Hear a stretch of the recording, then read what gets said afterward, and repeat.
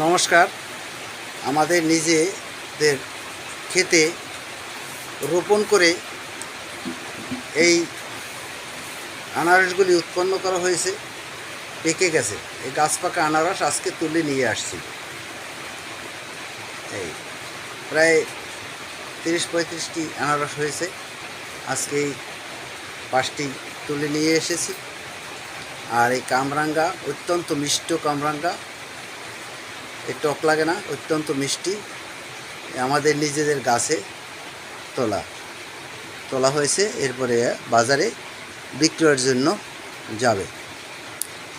নমস্কার।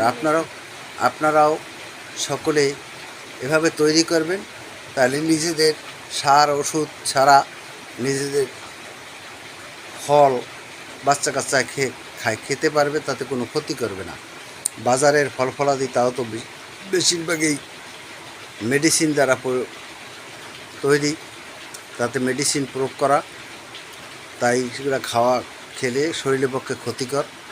তাই এই যে আমাদের নিজের তৈরি করে, এদের কোনো প্রকার কোনো মেডিসিন বা ওষুধ নেই, এবং অত্যন্ত নিজেদের আনন্দ লাগে।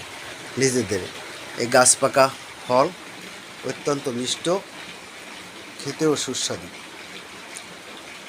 নমস্কার সবাইকে, ভালো থাকবেন। সকলের জন্য শুভকামনা রইল।